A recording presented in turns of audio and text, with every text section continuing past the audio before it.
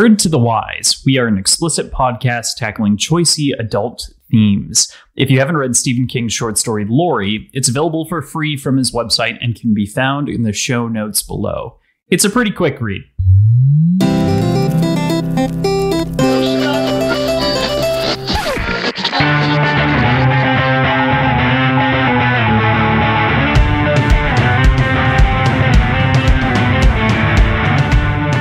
Hey there, this is Cross. And I'm PJ. And we are Words and Whiskey, a podcast for veteran and novice readers alike. We tackle fiction novels and love to talk about what we're drinking. Think of us as your drunk weekly book club. It's been a couple weeks, a couple really busy weeks for both of us since we've last recorded. I moved. I posted on our Twitter about my first pour at the apartment at the new place, which was a Templeton Rye. And that was like 2 weeks ago. And we haven't recorded since then. So I'm excited to get back into this. Yeah, we took a bit of a break so we could let the podcast feed catch up with us so that going forward, we'll basically have like a week and a half delay between episodes or so. Give you between recording and releasing, you mean? Yep, the inside baseball of everything. That'll be about what the delay is. So PJ and the audience will be reading relatively close to each other at the same time. It'll make for a more fun sort of pacing and interaction. With that, this week's a little bit different, though, because this is going to be one of the in-between-isode weeks that's going to come out with the intro to the next book, as well as the concluding episode with our guest, my brother, Bingham. Today, we're going to be discussing a short story by the master of horror himself, Stephen King. We're going to be talking about Laurie, which is a short story put out in 2018. So you touched on this before we started recording. This was my first foray into the reading of Stephen King. Wouldn't have known that he was a horror writer at all. Yeah.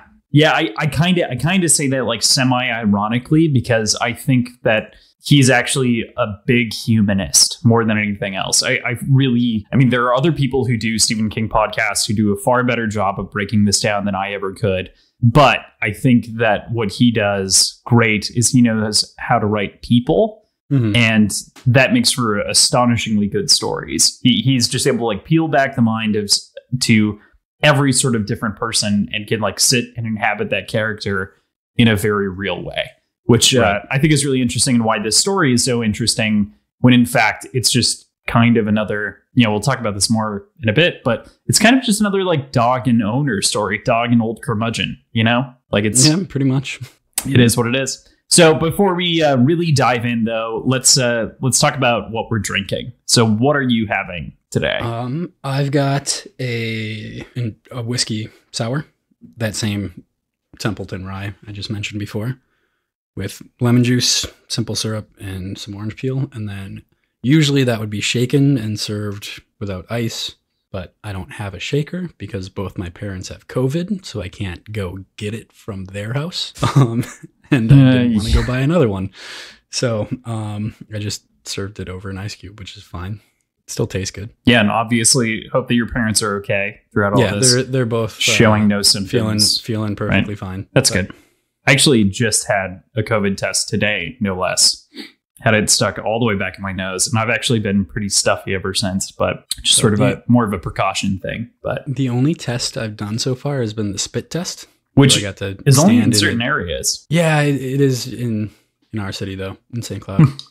Just go to the convention center and stand in a giant room and spit into a vial. That's go home. Great. By comparison, I am having just 2 ounces of Espolòn tequila with ice. So right. It's tasty. It's a good sipper. Yeah. I see in your notes it says tequila with icy boys. Icy boys. It's actually Icy Boy. There's only one ice cube in this guy. Okay. I also don't have an ice cube tray yet at this place. So I used a different whiskey glass to make an ice cube. Nice. A smaller one, of course, to freeze it so you can put it in the bigger one. Nice. That's great. Exactly. You chasing really that with anything? Yes, I am having. So I'm currently in Pennsylvania, enjoying everything that's up there. But right now I am having a beer called Citra Drink, which is a Northeastern style, or New England. What am I saying? Northeastern. From Levante Brewing out of Westchester, PA. So basically just trying to sample as much as I can up here. There's a couple of breweries that are pretty close to where we're at. So nice. Yeah, there's I'll have to tap you after the episode and give you some suggestions or requests for if you want to ship anything back out here. Yes, please. From the area. There have been a couple that have been really solid, and there have been several where it's like, well, I've tasted this but better. Fair enough. I yet again have a Black Stack beer that I'm following up with. This one is their Stuffed Crust Triple IPA, clocking it at 10.8%. Jeez. Collaboration with Brixworth Beer Co., which I'm not familiar with. But Strata, Sabro, Cryo, and Idaho 7 Cryo. Big dog. Big dog to go with the big dog story. Yep. Little dog story, but it's okay. Becomes a less little dog. Yeah, ages a little bit. So with that, let's get into the short. So I think we'll talk style and other things like that at the end. So let's hold those comments for now and kind of peel back sort of the layers of the story. It's a pretty straightforward story, all things considered. Yeah. Lloyd is a widower of a recent wife who's died. His sister shows up, drops off a puppy. Yeah, I mean, that's as far as like the story itself goes, it felt like this was more of an exercise in creating a personality for a character without much actually happening in terms of story. Okay. Like, it seemed like a lot of background on a character that could be implemented elsewhere in a different, larger story. So fascinating. Great read overall. It's not that it wasn't necessarily, the short story wasn't necessarily used that way, but that is a common Stephen King-ism, is he is very, very good at fleshing out these characters very quickly with a good backstory to make you become invested in whatever it is. And then he either like takes them forward or he abandons them in stories. So there are a number of examples. Those are kind of the two options. Well, right. What I mean is that like it is a very frequent thing where you might only see a character like dip in for like a 20-page bit and then jump out. It's a very frequent thing in the Dark Tower series, which is a consideration for the show, but I'll hold off my internal Dark Tower boner for a later date. Everyone can see it, man. Like, I know. Don't hide that one well. Dude, I just can't. I can't help it. It's massive and wanting. You've been talking about the Dark Tower since I've known you. I mean, yeah. So, man, derail the conversation real quick. But all things told, I think I started the Dark Tower when I was like 12. And there's a scene right in the first book within the first 60 pages that I very clearly did not understand, where he aborts a baby with his gun that's possessed by a demon out of a woman. And it's grotesque in theory. But if you don't understand what's going on, you've no fucking clue as a 12-year-old. So there were a number of things that just went over my head in a first read through that I read into later. My dad and my grandpa were both very supportive of reading those books and that story. My dad was giving me the backlog of the other books that are connected. One of the big ones being Insomnia, which I think if I were to choose a Stephen King story maybe to start with for us to talk about, I've put that on a short list of like single books to tackle because I love it. But yeah, all told, it's so good. But getting away from the point, Laurie is a great, it is a one shot. It is that single character just designed to be a build up. And you kind of get to the heart of why like Stephen King is a really good writer, is because he can just like conjure and build these characters and make them just submerge you in their life so easily. You know, it just reads, I don't know, it kind of like, it reads like adult, Dr. Seuss to some degree. I don't know if I'd agree with that so much. I just mean where it's easy and it kind of all rolls. You know what I mean? Yeah, that's definitely not true. Like it rhymes, but like. But as far as like what's going on in this story, it's mostly really mundane, I would argue. Like there's not a whole lot that happens, truly. He gets a dog and then he finds his neighbor dead. But it's about the dogs that we make along the way, you know?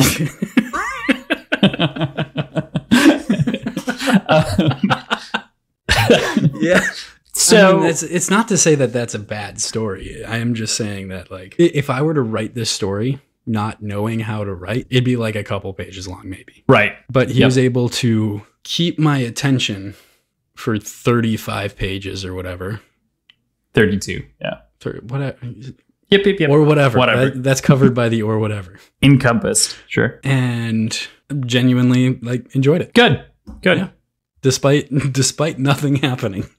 I genuinely enjoyed it. Some things happen.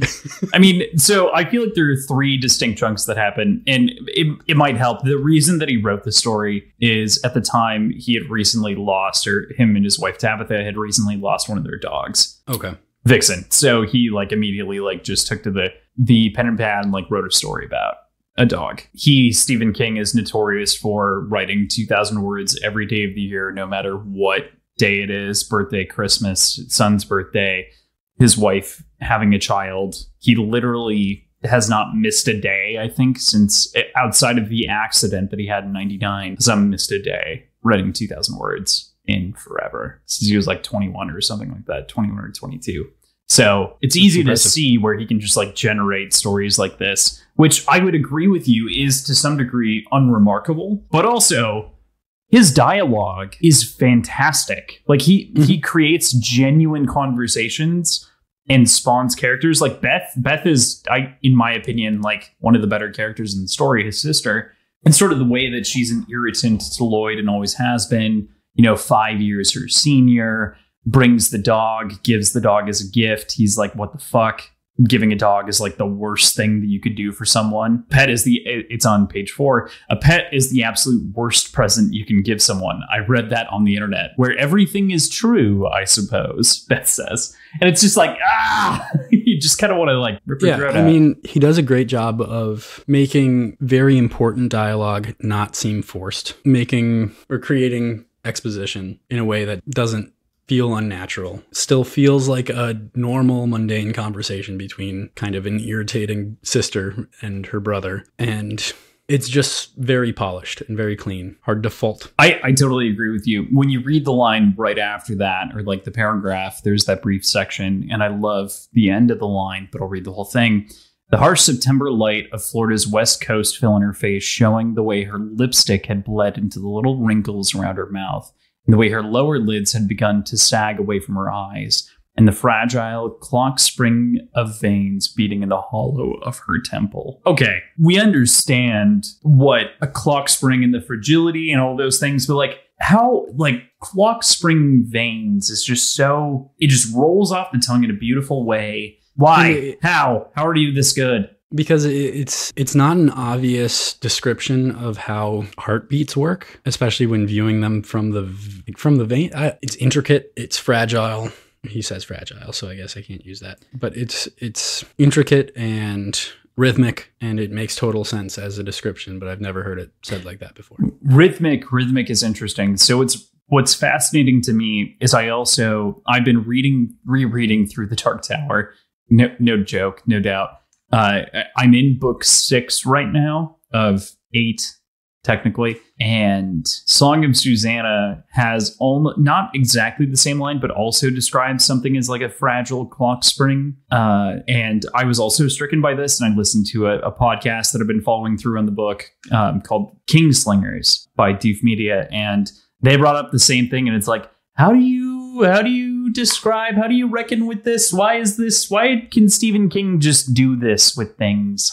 So I guess looking at it a little bit more closely, I was thinking clockwork, the actual mechanism, but clock spring probably has more to do with kind of the actual physical spring in a watch. Right. Very, very tiny and very, very sensitive. I'm wondering what he's actually meaning there. That's actually a much better call. I think you're right. You're right. It's the delicate, intricate piece there beating through. So interesting.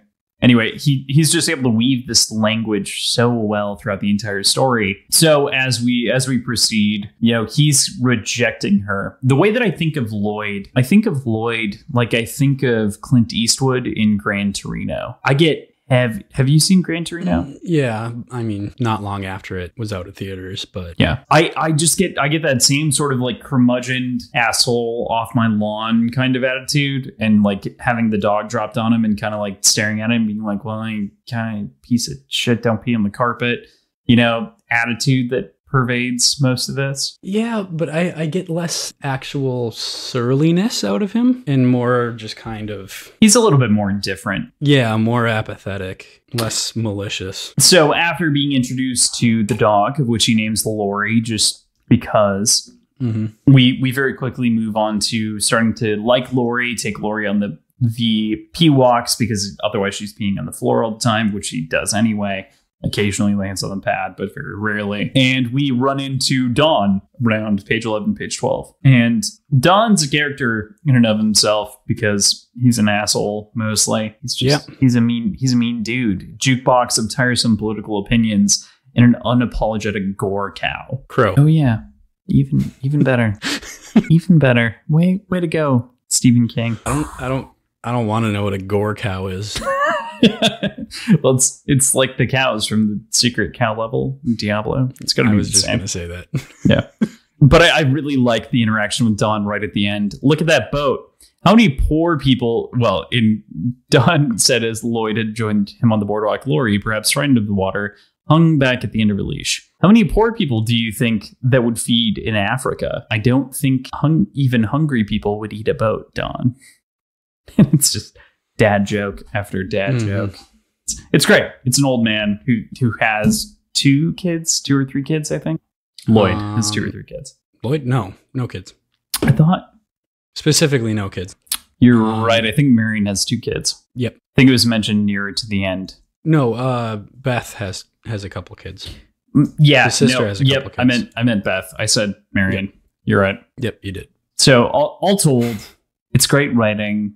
There's a lot Got of to get back and burn some supper. Take it easy, Don. What I also really like about the sort of relationship here too is that Stephen King does a great job of planting things to pay off. So one of the things that he does inside of this is in the quotes with Laurie that I read earlier. Laurie, perhaps frightened of the water, hung back at the end of her leash. Right. So we know from later in the story that there may have been an alligator there. Even though they only sit for 65 days, or they incubate the eggs, it's likely that it was around that time. And she might have been aware of it or have seen something. Yeah. And was wary of the water. Yeah. And that kind of builds into her reaction later in the story as well. So that's just nice and planted there. I like that Laurie's also defined with like 2 firm yaps, like 2 sharp yaps. It's just yark yark. Yarks. Yeah. Other thoughts moving through the story? I really liked the basket of toys. Oh, yeah. Yeah. It's such a simple thing, but. And how he, like, always, the last thing he does before going to bed is put them back in the basket for her because she seems to enjoy, like, perusing them in the mornings. Yeah, and along with that, he has that brief thought for a bit where he's like, well, I could take her in bed, but she's still shitting everywhere. And if she shit in the bed, not only would it seem symbolically disrespectful, but it would also mean changing the bed sheets. And that's just not something he wanted to do. But also just not wanting a turd. Little brown sausage. Yeah. Where his wife used to sleep. Right. Right. Yeah, no, it's good. And we also at that same point get like the heartfelt moment where he's sitting there with the CD player with his wife's old CDs in it because she never upgraded to an iPod. Yeah, it's just good. It's good character building, like mourning instead of the story to humanize him a little bit. So I didn't quite understand that part. He pressed play and Joan Bates began singing The Night They Drove Old Dixie Down. He placed the CD on one of the fresh puppy pads. Like what? I didn't quite understand the significance or reason for. Yeah, I think that's supposed to be CD player, but I would agree. It's not something that went to an editor likely. So yeah, I would agree with you, though. Like, he just placed it, like, Laurie sniffed at it, laid down beside it, her nose almost touching the dynamo tape, being like... Like, the way I read it initially, because what it literally says is he puts the CD on the puppy pad. So he's like, I hate this song, go pee on it. Oh, yeah, like, no. So, yeah. I don't think that's what he meant. But. No, I think it's totally supposed to be CD player, which just shows that, like, can still fuck stuff up. Oh, but then right afterwards, will it do? I goddamn hope so. What does that mean? Okay, so reading through it, right? So if we change out, he placed the CD, it's he placed the CD player on one of the fresh puppy pads. Laurie snapped at it, then lay down beside her nose, almost touching the dynamo tape, reading property of Marion Sutherland, which the only thing that would have had that tape on it wouldn't be the CD itself, it'd be the CD player, right? Right. Like you're not going to what's up with the will it do? Lloyd asked. I goddamn hope so. Like, is it good enough? I hope it is. Is what like, good is enough? Song the CD player For what? for the dog. I feel like it's all like an homage to her, to his wife Marion. You know, like it's familiar because Laurie is cuddling with it, so it's meant to kind of be like a sort of spiritual handoff to some degree, being like, this is a new kind of love. It's not great. I'm not like making an excuse for it. That's just what I saw. I think something happened there before publishing it, and it doesn't seem coherent. It doesn't track like usually, like his writing has for the rest of the story. Sure. It also could be a break in writing too. I mean, I bet if we highlight the first half of this, I bet it's pretty close to 2,000 words. And I bet if we highlight the back half, it's pretty close. Because that is actually the split point of the story.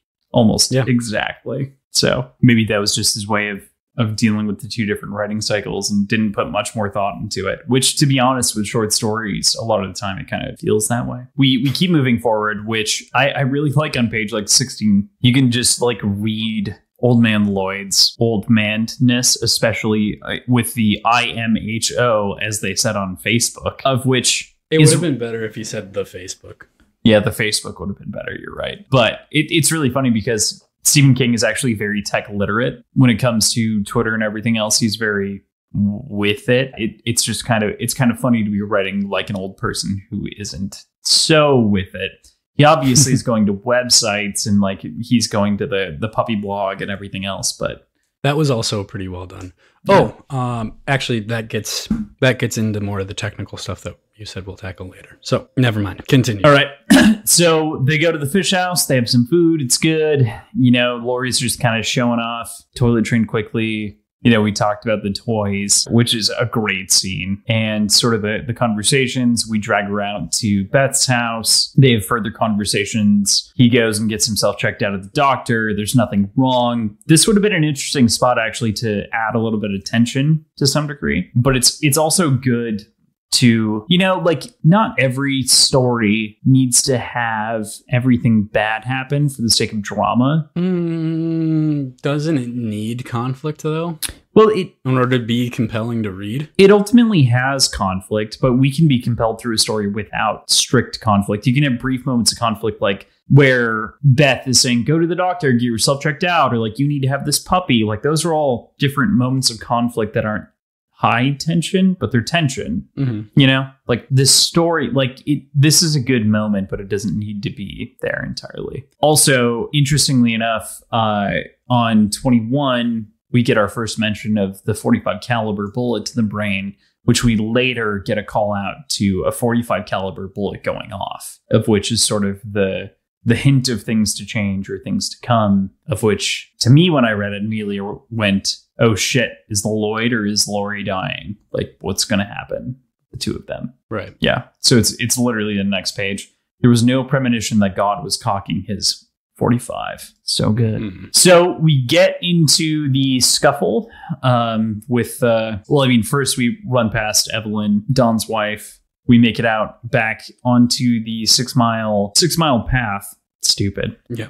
Of which has already been, you know, it's already a mess for the most part. And even Beth had called him out for like, why the fuck do you go there? Mm-hmm. Like so run down and you're gonna like it's waiting to be broken. Yeah, and I think it's been up for 40 years, which is the same length as his marriage to Marion. So there's something that's a good point. Kind of there for them where he's kind of like running the ropes continually, even though it's broken down. I don't know. That was my first thought when I was thinking about it and reflecting on it. But yeah, Don's missing, of course. We go down and Don's getting his shit eaten by an alligator. This is where, you know, what's interesting Oatmeal is obviously brains. What was that? I said oatmeal brains. Oatmeal brains. This is your first taste of any sort of like Stephen King or writing or otherwise, and it's barely a taste, if I can say so. It's Yeah, it was very descriptive, very well done, but brief, fleeting, and I definitely wanted more. Yeah. This is not only this, but this is something I kind of highlighted as a style I considered similar to what I've experienced of Chuck Palahniuk. Obviously Fight Club. What other books? His collection of short stories. He's got like 3 or 4, but yeah, there's a number of them. And a few other stories. Was Choke one? No. Choke's a book, but anyway, it reminded me of his writing style, basically throughout this entire story, but definitely during the description of the chomp chomp. The chomp chomp. Yeah. And I don't know who's emulating who. I'm sure, like, I know Stephen King came first, so like I can't. Well, say, this is definitely Chuck Palahniuk's writing style. I think in my purview, like in what I've experienced, that's what it reminded me of. Let's definitely bring it up later because I think it's an interesting thing. And it does have the same sort of action pacing, but I don't even think it's a who came first kind of a thing to some degree. It would be difficult for, I think, Chuck to say like, no, yeah, I mean, Stephen King was writing for 20 years and I'd never read a book, which I don't think is true, but also they write so substantially differently that I find it interesting that you compare them, which is good. I'd like the callback to Laurie, shut the fuck up. And it's like, oh, a bitch, as Evelyn Pitcher was yelling. We very quickly wind this down. He runs away. He stabs the cane in. First of all, who says that? Well, PJ, a very old 70-year-old, says that. Who's losing her mind. Who isn't all there. Who doesn't have all her chips down. I don't remember the last time I heard anybody refer to a female dog as a bitch in earnest. Like, I don't know if I ever have. 70 years ago was 1950. Wow. Yeah. So age it up like 10-ish years to 1960-ish is when that would be like taken in as language. And this was 2018, so yeah, been 12. Yeah. Right. In right. 1960. Yeah, just trying to think about when she acquired the language because it typically happens around that point. So God, I must have sworn a lot as a 12-year-old. I didn't though. That was before you and I started playing StarCraft all the time. Yeah, no, I swear a lot. You swear a lot, period. So there's this whole thing. Obviously, Laurie like runs away but doesn't leave, obviously, and finally like makes it out. They call. He snaps her like a football. Yep. Just like grabs her just nice and tight. I really liked all of the languages, like she jumped into his arms and everything else. It's all very tight and condensed. Good action. Yeah, I had no problems. I agree. Where's that description of his oatmeal brain? 25. There were oatmeal-y strands on it. Lloyd realized he was looking at Don Palmer's brain. Pictures, but you know. I like oatmeal. You do like oatmeal. I don't eat breakfast very often, but that Don had been thinking with that very stuff perhaps only minutes ago seemed to render the whole world meaningless. it's King onto the ground. Your oatmeal is seeping out. Doesn't Put it that back prove in. The whole world's meaningless? I think Stephen King kind of agrees with you. This story doesn't prove it. This story is about companionship, man, and how you can replace a wife who died with the dog. No, they're basically the same thing. Yeah, so the police show up. The dog is great. They live happily ever after. It's all a good time. That's literally it. That's pretty much it. Yeah, I mean, the story like is... You said that sounding sarcastic, but that's literally basically it. That's the wind down of the whole story. I mean, there's a little bit on the side of appreciation for what the dog did. There's a little bit in terms of description. It's great. But describing the plot is very simple. Describing the characters is not easy as we move through the story. He did a good job of fighting off the gator with Don's cane. Yeah, sharpened cane. That was great. And it was protecting a bunch of eggs. So they're going to be dealing with this for like a long time. But also, I don't know if they're dealing with it so much as like it's just sort of reality of nature. Like, I guess you deal with nature to some degree. I don't know. I have a vested interest in... I guess it depends on, are we part of nature anymore? It's tough. It's tough. If you consider any part of the human experience, the modern human experience, part of nature, that means there's like all of science and physics and everything else that we do and we create engineering is nature, which becomes an interesting question. Anyway, talking about the writing, you compared it, and we talked about it very early on with Chuck Palahniuk, and I don't think it's right to ignore that comparison. So specifically, I think the biggest part is the dialogue. Just the way, think like right at the end here. Gibson finishes iced tea and stood up. I just thought you'd like to know. Thank you. Sure. It's a nice little dog you've got there. Border Collie and what else? Moody. Oh, yeah. I see that now. And she was with you that day? Ahead of me, actually. She saw it first. She's lucky to be alive, too. Yes. Lloyd stroked her. Laurie looked up at him with amber eyes. Like, no attribution of who's speaking. Pretty mundane, back and forth. I don't know what it is. I guess I can't pinpoint exactly what it is, but something about that really stylistically made me kind of hone in on my experience with Palahniuk. So you can properly avoid attribution with I know that's not like unique to them. I'm not saying that's unique. I'm saying both of them are very good at it. So what I think is really interesting is I think for modern audiences, Stephen King is like the master of third person, because it's pretty much almost always what he writes in is this third person perspective. And Chuck Palahniuk is a master of a first person perspective. So I can connect with everything that you're saying, because I really do think that he addresses dialogue almost the same sort of way, where dialogue to some degree, really good dialogue is kind of mundane because it should feel real, and real people for the most part are mundane.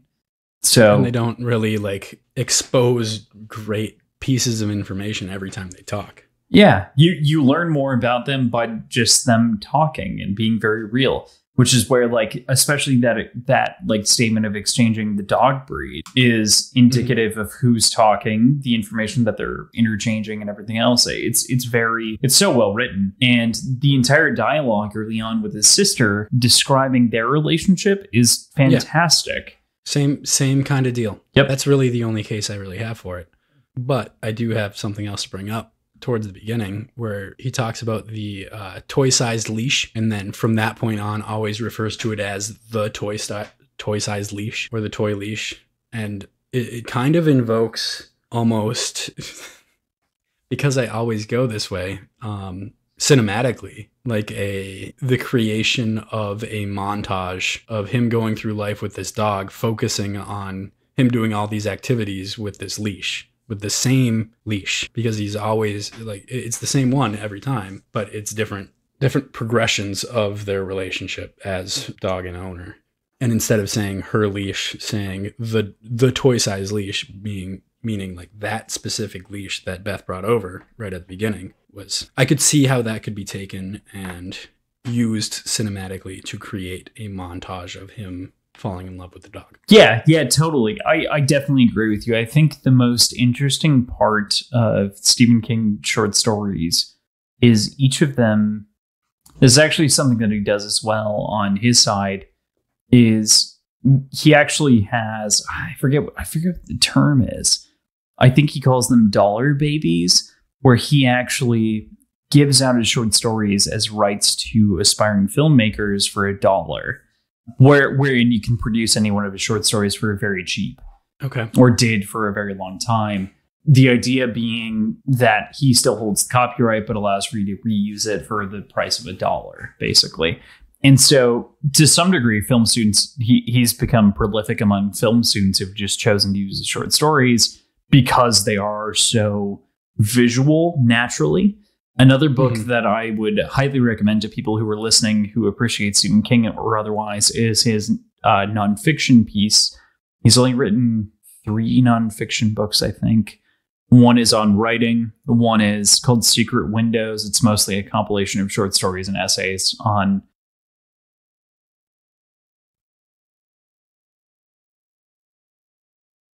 Danse Macabre. Talks about a ton about the craft and art of horror and other things like that. And I think that a lot of his visual imagery borrows in some degree from film and has such influenced writing for a lot of people to become more film-like in some degree. So I see it kind of going both ways, wherein we totally naturally, you and I assume the montage, but we only assume the montage because Stephen King at one point started crafting short stories that were the montage that were then adapted into montages. It's a weird cycle. I totally believe that. It's just, that's because I don't have the sort of literary experience, but I have more experience in movies, even though I don't have that much experience in movies, significantly more than books. So that's just where I draw parallels. Agreed. And I think that's a good overall analysis. I think the other part of that too is I feel like his stories, this might get me eviscerated, but I feel like his short stories are better than his longer books when adapted into movies for the most part. TV series is a little bit different because they can spend some time, but miniseries and movies generally do better with his short stories than with like his longer tales trying to fit it into a movie. So not knowing much about his writing in general, but knowing about why people get upset about movie adaptations, he seems to be somebody who gets so specific and so detailed about things that it would be hard to, in earnest, truly adapt one of his books without making compromises or changes or tweaks. Is that a fair assessment? Yes. And because, like it feels like he wouldn't leave a whole lot of room for interpretation. And therefore, if somebody isn't explicitly true to how he wrote the story, which oftentimes is probably impossible to do on film, they're not going to be critically received among the literary community.